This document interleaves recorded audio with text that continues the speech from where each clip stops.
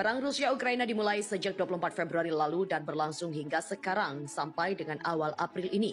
Situasi dan kondisi perang tiga dimensi di era internet ini sebagai berikut. Strategi ulur, yakni taktik menjebak Putin ke dalam kubangan perang bahkan bila mungkin. Menjadi kuburannya belum berubah, strategi menggoreng di sektor ekonomi. Pada 31 Maret lalu, Gedung Putih kembali mengumumkan mengeluarkan cadangan minyak bumi strategisnya sebanyak 180 juta barel. Harga minyak mentah AS langsung merespon dengan turun 7% sedikit di atas 100 US dollar per barel yang akan dikeluarkan bertahap sesuai dengan rencana Biden dan dapat memenuhi kebutuhan hingga November. Menyelamatkan situasi pemilu paruh waktu pada 2022 ini dalam perang informasi barisan Ukraina yang lebih unggul dari strategi membentuk kisah patriotik berubah menjadi mengutuk kekejaman pasukan Rusia.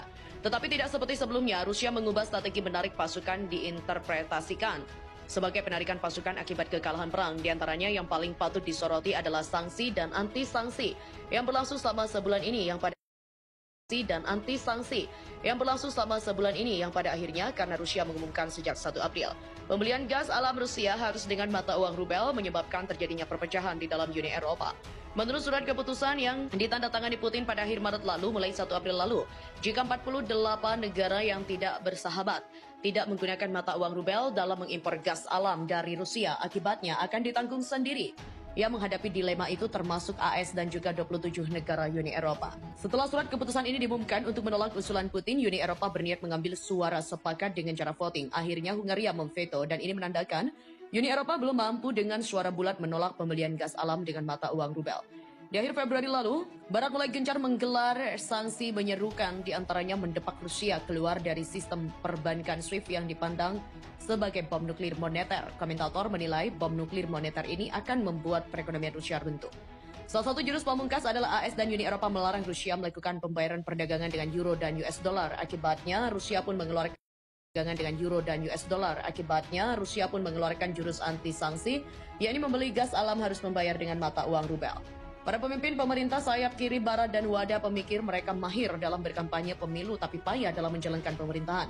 Di tengah perseteruan masyarakat internasional, kubu sayap kiri yaitu melihat kartu as di tangannya dan juga kelemahan dari pihak lawan. Pada dasarnya tidak mempertimbangkan kelemahan di pihaknya sendiri dan kartu as yang dimiliki lawan.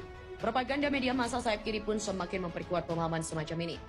Di mana kali ini Eropa dan AS melakukan dua kesalahan besar. Yang pertama telah mengabaikan politisasi diam-diam forum negara-negara BRICS, khususnya pasca perang dagang AS-RRT, pihak RRT juga telah mempersiapkan diri melepaskan keterkaitan mereka dengan AS. Yang kedua, tidak mempertimbangkan perekonomian negara anggota Uni Eropa yang tipe ekonominya mengandalkan sumber daya ataupun mengandalkan pasar.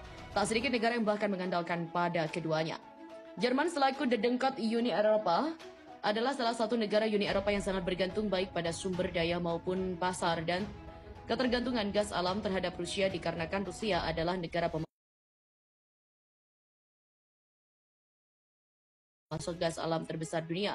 Ditambah dengan keistimewaan pengiriman dalam situasi darurat tentu sulit mencari pemasok penggantinya. Data sejarah dan juga realita berikut ini juga sangat mudah menjelaskan masalah. Dihitung dari ekspor gas alam, Rusia adalah negara pengekspor gas alam terbesar dunia. Setiap tahun juga mengekspor lebih dari 227,031 miliar meter kubik. Amerika di posisi kedua setiap tahun mengekspor 131,852 miliar meter kubik.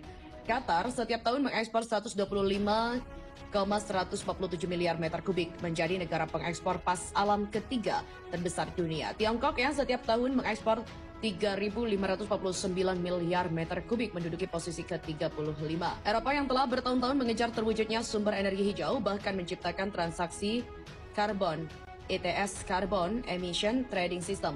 Gas alam pun juga menjadi permintaan tak elastis. Yang dimaksud dengan permintaan tak elastis adalah kebutuhan produk di mana hubungan pasokan dan juga permintaan juga sangat kecil dipengaruhi oleh harga dan lawan katanya adalah permintaan elastis atau elastic demand.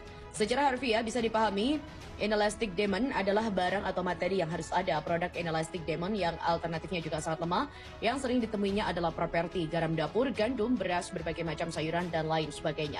Tentu saja kaum sayap kiri barat melupakan leluhurnya dan mereka juga telah sepenuhnya melupakan ajaran ahli